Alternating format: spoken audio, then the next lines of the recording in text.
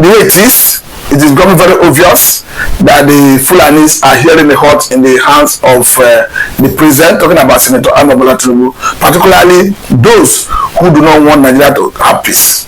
And again, if you look at what is happening to even Nigeria, you begin to wonder perhaps that is the reason the Fulanis and the North may be fighting the president, talking about Senator Tinubu, because currently we understand that the chairman of Nigeria, who was accused of banditry, is still in government custody, in the military custody. The government haven't been able to secure a court order to keep him for 2 months to enable a complete investigation. But remember that this same Nigeria chairman, talking about Bodejo, was even accused in the past, of course, of forming a vigilante group, arming them without the consent of federal government. He was actually charged to court, but at the point, in the wisdom of federal government through the office of the Attorney General of the Federation, they dropped the charges. But currently, he is facing another accusation and he is in custody of government. But the question is, could this be the reason we are seeing unrelented push from the North against the president? I know that there are so many areas where things are not working, particularly hardship occasioned by government policy, talking about subsidy removal on gasoline, talking about unification of efforts at the official window. Of course, I believe that the president and the government could have done better in terms of the pro-subsidy removal. I think they have not been able to address it. But if you look at the approach of the North, you need to wonder, are they not aware that the South need to occupy an Asura for 8 years? But I must say that it doesn't matter the opinion of anyone in the North, no matter how highly placed, the South must do their 8 years. Of course, the North did their 8 years under the last administration of Muhammadu Buhari. And again, you need to wonder, all the areas the North, particularly the leaders, have been subjugated everybody, and all the attempts of even this government to right most of the wrongs is always being resisted. For instance, the third reform base, all the northern stakeholders were vehement against it, particularly in the areas that, of course, in terms of derivation, in terms of consumption, that area that consume more, area that derive more revenue should have at least a considerable percentage of the revenue. We saw a stiff resistance from the North. We saw the one that came from even Kwangwaso. We saw the one that came from even the governor of Bodejo, talking about Babagala Zulu. A handful of northern stakeholders, leaders were against it.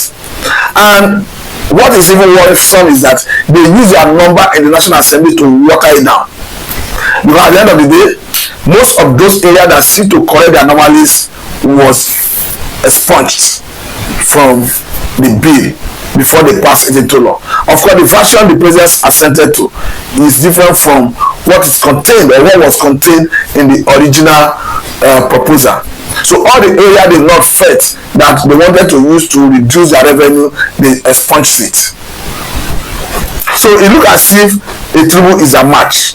And perhaps that is the reason they have said that if you go for second term, that they are in big trouble.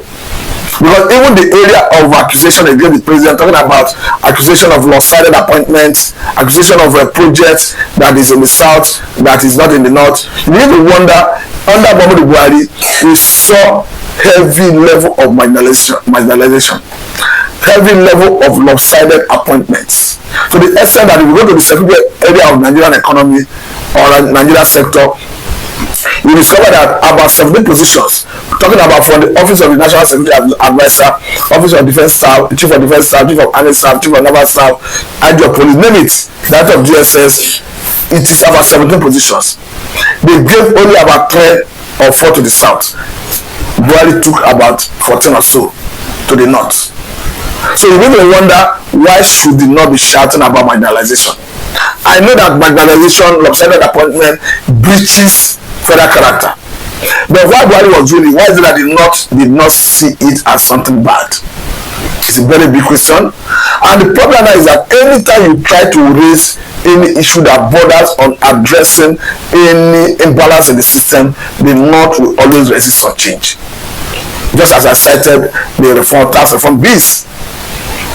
And as we speak, even the North accuse the government when they try to move some department of CBN and even FAN to Lagos, and the essence is for efficiency.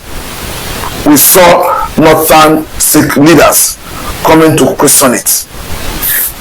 So the point is, if the North know that they are interested in power, they should wait for 2031. That's the truth. Because it is worrisome when we even saw recently that the North is even questioning and accusing federal government for out of school children in the North. You need to wonder why. But I actually agree that the responsibility of training Nigerian child rests in the three tiers of government, talking about the federal, state, and local government. However, what behoves of federal government to do is the policy direction and the funding. Seeing the children go back to school and in classes, learning is under the purview of the state governments and the local governments. And that is what happened in the southern part of the country. I expected it not to equally do the same thing. So why is it that the place like Sokoto, Kebbi, Kano, you see highest level of out of school children? Just as you can see on the screen, you can clearly see 67%, 57%, 37% after school children in the north. You are talking about children between the age bracket of 6 and 15 who are supposed to be in school are not in school. You can imagine 67% of the age bracket between 6 and 16 years. Definitely is a recipe for crisis. You are breeding potential Boko Haram members by the time you refuse to educate those children. You are breeding potential bandits. Because by the time you refuse to educate them, you make them vulnerable to be recruited, to be radicalized, and be recruited into banditry, into militancy, into terrorism. Because psychology says that the brain of the newly born child is like a tabula rasa, a clean slate, on which the critical write anything he or she wishes to write. So by the time you as a parent, you as a guider, you as a leader refuse to write the norms of the society, add to the right value of the society to the child, you leave the child to grow in the wild. Definitely the bandits, Boko Haram, terrorists, ISWAP members will write their own value system in the child. And the problem, the worst part of it is that the child will now turn around to worry everybody, because the resources that are being used to fight insurgency, fight insecurity, is what could have been used to develop other areas of the Nigerian economy. Talking about the health sector, the infrastructure, putting it into production, of course, is a very big challenge. And even in the area of investors coming into the country, the investor will not naturally come when there is atmosphere of insecurity.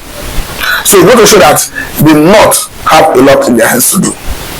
The North must, as a matter of urgency and necessity, start educating their children from the cradle. We should see the number of out-of-school children in the North dropping. The figure should be dropping. Because it is a responsibility as incumbent on the leaders, on the governors, on the local government chairmen in the North. Okay, why is it that we are not seeing that level of out-of-school children in the southern part of the country? Because the same responsibility the federal government showed up for the South, the same thing they showed up for the North in terms of funding and policy direction for under universal basic education. So, as a matter of urgency and necessity, Northern leaders must come together to see that these issues are addressed. Because I want to say that there is the fight against insurgency or bringing to an end is not a sight if you are not fighting it from the ideological point of view. And to fight it from the ideological point is to make sure that any child that is born gets the right education. Any child will need to grow in the white without care must fall into the hands of those who we actually need them for evil activities. And I think that is the consequence of what we are seeing today. So the North must, as a matter of urgency and necessity, start thinking in this direction. And again, I think this is why I so much cherish the emir of Kano, talking about the Sanusi, the former civilian governor, because at every point in time he consistently telling northern leaders, and I think this is the reason they don't like him. He continue telling northern leaders that you must educate the northern child, and I think he's demonstrating it. As a leader, all his children are getting the best education. So there is no reason why any child in the north, just as in the south, should not get a good education. If you even look at under a Jonathan, when a Jonathan government was busy building an evangelist school everywhere, every part of the north, nobody is saying you should not practice your religion. But what Jonathan was doing is to integrate Western education into their normal Islamia, so that as you acquire the Islamic knowledge, you acquire Western education that can improve your human capital, that can even add value to the economy. So the point is, it is very important that the northern leaders should give this a priority attention.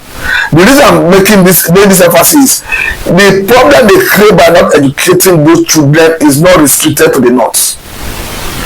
The problem is everyone is facing the problem. Even currently as we speak, banditry, terrorism, Fulani military is already been exported to the southern part of the country. To the point that at a point, the Fulani military, the Fulani military in the southern part of the country was another way approaching southeastern governors.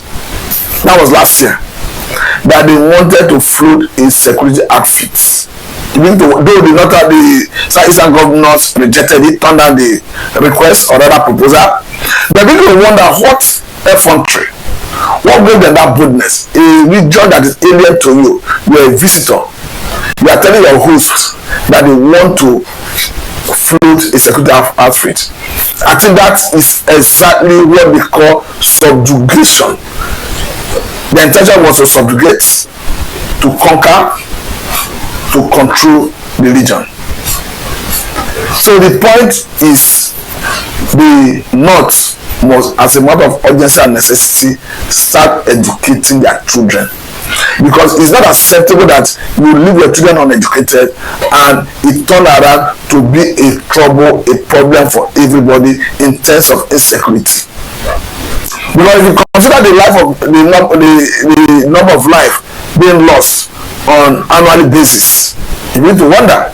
The other time when the statistics came out, the money Nigerians used to pay ransom for a specified period of time, you are talking about money that runs into trillions of naira. And again, you are scaring investors from coming to the economy. So how will the economy come back to normal? A situation where we are talking about diversifying the economy into agriculture that is not sustainable. People cannot go to farm because bandits, the likes of Tojigbeno, the likes of Adaleru is in the bushes in the forest, giving directive, telling communities what to pay, the amount of money to pay to have access to their farms. But I must say that the government, as a matter of urgency and necessity, must possess monopoly of coercive power to deal with such character like Tojigbeno, like Adaleru, and they must be dealt with according to the language of force. It is unacceptable for federal government to start negotiating with Tojigbeno, just as he's saying recently that he's making move, or rather that is move for negotiation. I must say that it is unacceptable because it exposes Nigerian government as a weak sovereign state.